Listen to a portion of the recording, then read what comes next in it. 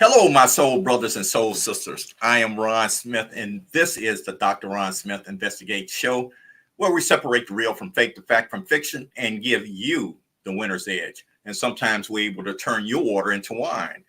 This is season 2, episode number 18, and we're talking about the conversation I wish I had. And the question of the day is, does money make the world go round? I know you have heard that before, and I looked it up. It was a quote by John Kander. He said, "Money makes the world go round." And you also heard that, and from the scriptures, 1 Timothy 6:10 said, "The love of money is the root of all evil." And there's a new twist by Mark Twain and George Bernard Shaw that says, "The lack of money is the root of all evil." And you've heard all this talk about money, and what is money is the question. And basically, you understand that money is a medium of exchange, which was developed because we could not no longer expedite things or use the barter system. You know, in the beginning, basically, if I was a farmer, if I had peas, corn, and let's say peanuts, and another rancher had, cows, and I wanted some steaks. And basically I would exchange that. But for far distance, that would not be practical. So basically we created a, monetary system, whether it's coins, paper, or any type of stuff like that. And now we use banknotes, and we use the electronic means now. Everything is going digital right now. So money is the medium of exchange to pay for goods and services, and this whole system is built on trust. Last week I gave you the example of the good, the bad, and the ugly. And basically what I pretty much assess is that the good is actually if you make a loan to someone and they paid you back when they said it was due, that was good. The bad is basically if you loan some money to someone and they paid you back late, and basically that didn't set well for you. That was bad. Now the ugly part is basically you made a loan and that person did not pay you back at all. So I think in episode 16, we're talking about credit scores. And basically, your credit score, which is your FICO score, and the acronym for FICO is the Fair Isaac Corporation.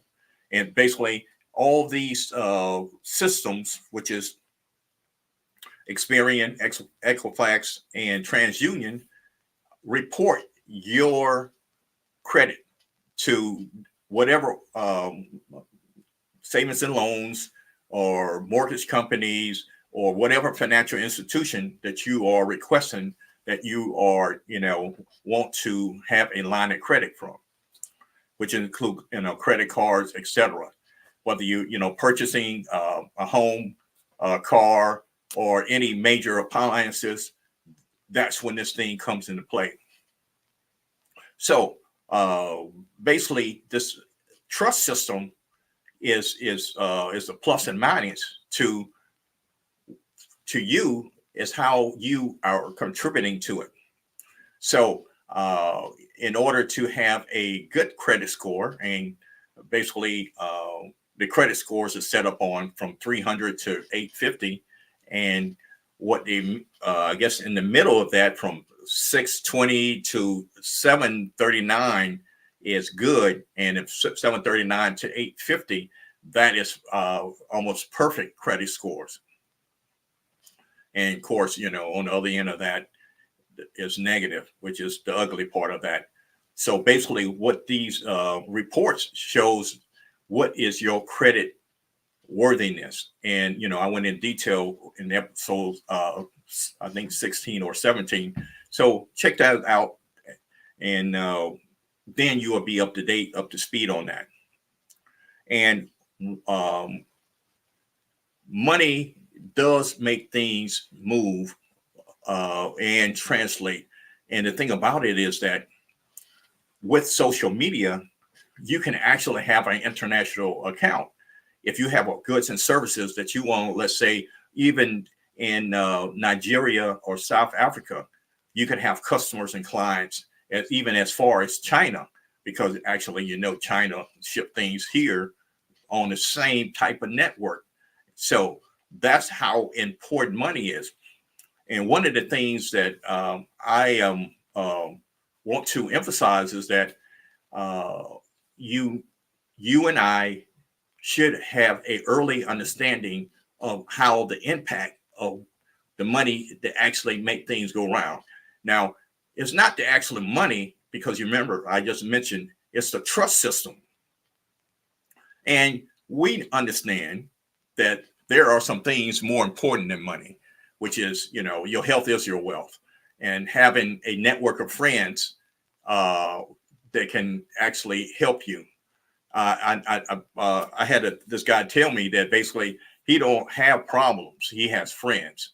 And what he mean by that is basically he have set up a network of friends.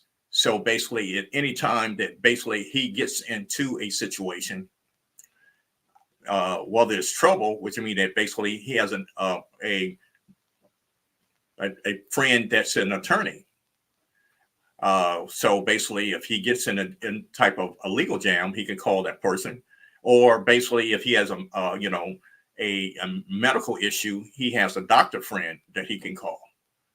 Of course, all those things only happens if you have the resources to make those things happen. And that is, to me, is the really core of financial literacy, is that once you have a set up a network, you can have the ability to make those kind of phone calls. How do money actually affect us? That's a good question. And basically, I'm glad you asked. Think about it. One of the things that I joked with my friends a long time ago is that basically, dealing with the opposite sex, especially, dealing with females.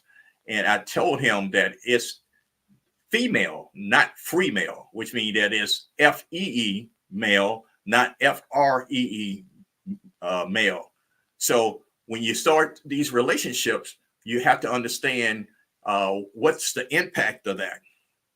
And I give this illustration, especially, single people who are begin to be attracted to someone else and thinking about the long-term relationship.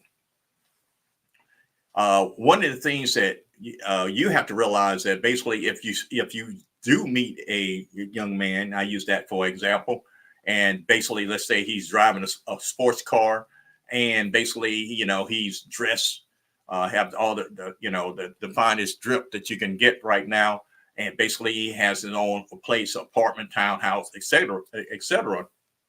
And you think that basically that is the apple of your eye, and that would be a fine catch. But one of the things that I share with young people, unless you're bringing something into that relationship, that individual, yes, he is doing well by himself. But once you are enter into that situationship, well, one person will be doing fine. It takes more than that with two people. And think about it, if you introduce children into that, that has an effect on your financial situation, and how basically your cash flow would go in, and how did you have to make that adjustment. One of the other things that actually make money go around is divorce. That can be a very negative effect, meaning the cash flow is going out. At minimum, that basically you're going to either deal with a mediator or a attorney, both parties, which mean that basically not many of the attorneys that I know actually work pro bono. So basically that the money actually has a cash flow, which makes it goes around, but actually it actually might be leaving you. Another thing that we need to consider what making money go around is inflation. Especially, right now, one of the big political issues right now is that the cost of living appears to be high. And you might hear good news on the 1% or the 5%, but the other 94% are still having made those adjustments. I remember back in the 80s, they were talking about the trickle down effect. And basically, that trickle hasn't filtered down to a lot of people, and they still feeling the sting of inflation and what we call shrinkflation when it comes to products. I remember when you could buy a hamburger, and with the size of my hands, basically you can actually fill it up. But now, you have to get a very small person actually to even in advertisement to make the burger look big. And I like potato chips. And if you buy a bag of potato chips, it appears that if you have a bag this size, it's only about that much potato chips in it, and the rest of it is air. And it costs you the same amount as it did 10 years ago or more. And that's what they call shrinkflation. So as we look at money going around, one of the things that we're going to talk about later, how we can actually make sure that money hang around with us instead of recycling back out. But think about it. Employment is so important in making the money go around. Whether you earn from a salary or you are in business and you create your own, that has an effect on your standard of living, and if you're earning your money, then basically you should be mastering your craft. So basically you will always be in line for the next stage of promotion. And unemployment is probably the biggest hit that unemployment or underemployment is the biggest hit that you can take to make the money actually not go around in your favor. And one of the major things, and one of the things, the platform that I built this whole podcast on, is the lack of financial knowledge will cause you to either overspend, increase your debt limit, and mismanage. One of the things that we need to understand, there is so much money that goes in through any neighborhood. And the thing about it is that if you don't create a system for yourself and a plan for yourself to actually make sure that money pump its brakes and stop in the tracks where you are formulating, then basically you will continue to have the money going out faster than it's coming in. So one of the key thing is, and to make sure that happen, is that you have to understand, and I always talk about the 5 tenets. Whether you earn or create, you have to learn how to manage it. You have to learn how to leverage it, learn how to protect it, as well as building a legacy. Therefore, your whether you have your children or you have a foundation or things that mean a lot to you can live on past the time that you are here on this side of Earth. One of the things that, with that in mind, is that you will have to create a plan so basically that you can actually get a hold of this system of the money making, money make the world go round. So we're going to take a quick break. And when we come back, we will continue with the question, does money make the world go round?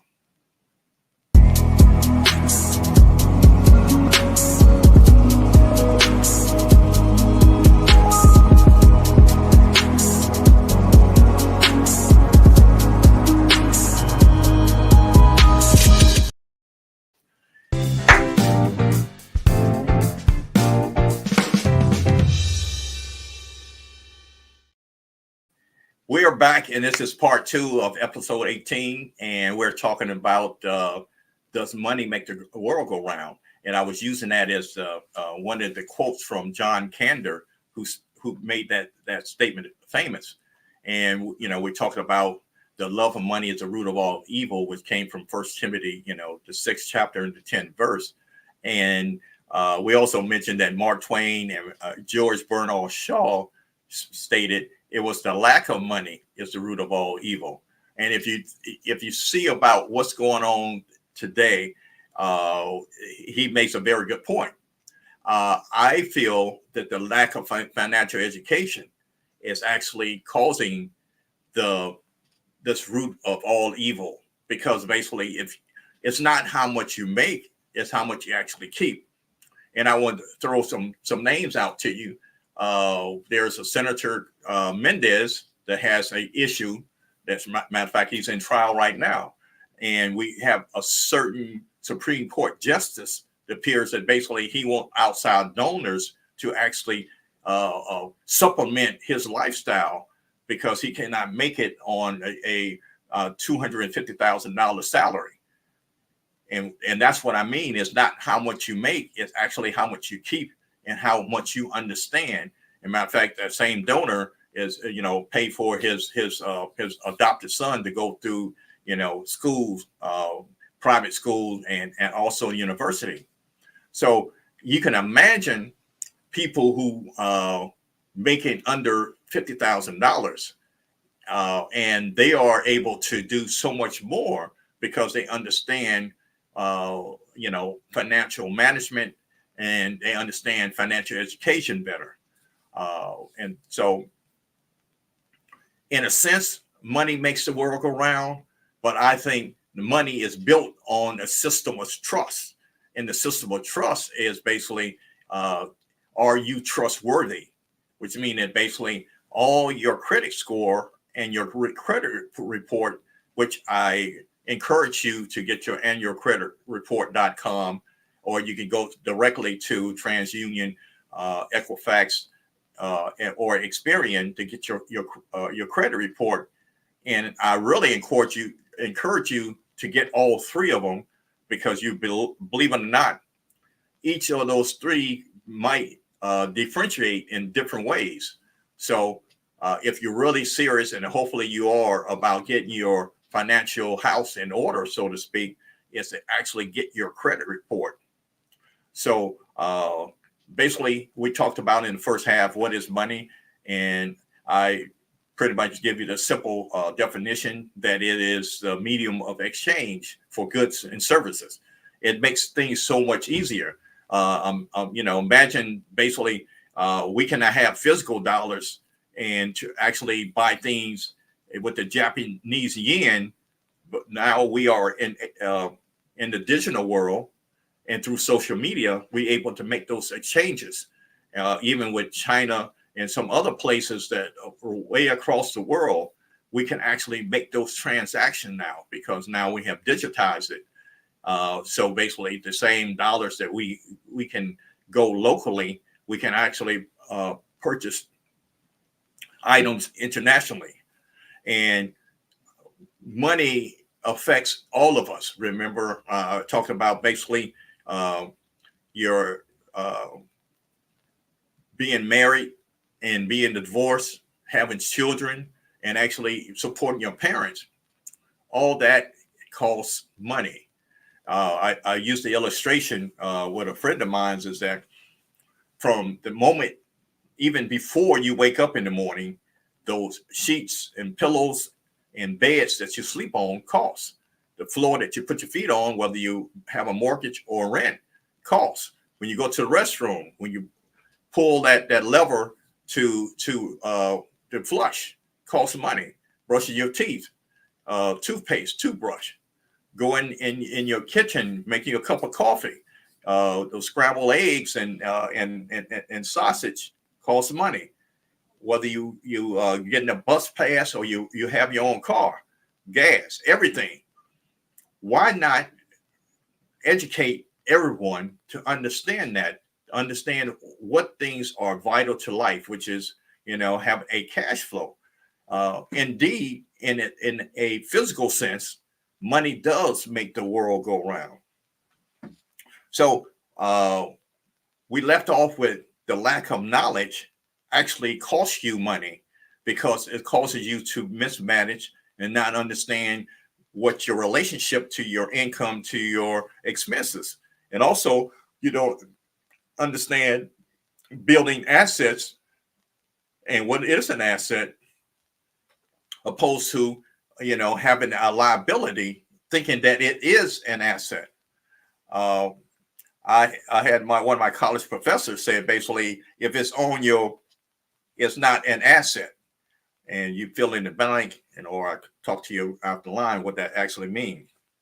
So whether you have money or not, there is a cash flow that determines where you're going to live. Your zip code is a code to tell a financial planner what your income level is. And it goes from polling for right now, we're getting ready to be in the political season. They know exactly where you live. So they can summarize who you're going to vote for by your zip code. They summarize your banking capabilities by your zip code. And you may not realize that, or may not have known that, is that basically, so when they send mailers out to you, they kind of can predict, your income level, your schools, uh, your voting preferences, et cetera, by your zip code. That's how important your zip code is, and they can determine what you have a mortgage or you're paying rent by your zip code, and that location will determine basically what schools that you live in and what environment you live in. One of the things that whether you live by the railroad tracks, or where you live over by the airport, or whether you live by a power station, all those things are determined by your zip code. And it's amazing, basically, if you think about all the some of the disasters that happens in our nation, without even actually getting the details, I can pretty much tell you where this situation is happening at. That's the reason why most people feel money makes the world go round. And speaking of that, your education is determined by your income. One of the things that we can improve on that is basically if we take advantage of all the education system that we have. That means that basically we need to get our kids to put down this phone unless they're doing research on it, and actually unless you're using it for the Khan Academy, which is a good source for, if you need some math tutoring, Khan Academy, use your phone for that instead of getting off on social media. And actually, I'm so much smarter because I use YouTube to fix anything right now. I'm probably the jack of all trades and the master of none. I can get it done. But getting back to education, whether you're in a private school situation, which means that basically I have met some people who have paid $50,000 a year to go to high school. Very few that I know that look like me that actually been into that system, but we still have a few. But imagine that basically money in that situation makes the world go round with the quality of education. Now, I know for many attorneys, doctors, professional people who have achieved I guess to a great extent, without having to have those private education, but they were determined because through study, research, and having a good mentor, they were able to overcome the financial issues. Speaking of that, the main reason why most people go to these Ivy League schools, besides being, those professions that I just mentioned, is that there is a network of people basically that they are associating with to move them to the next level. It's no secret that basically, if you really wanted to be president, you have to go to an Ivy League school. I mean, President Barack Obama is Exhibit A of that. You can actually supersede your zip code if you focus and study and understand what your main objectives are.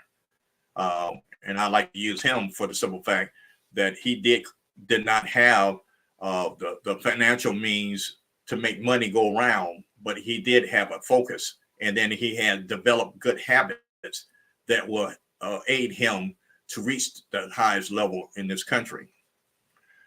The last thing I really want to talk about is your health. And I mentioned earlier, your health is your wealth.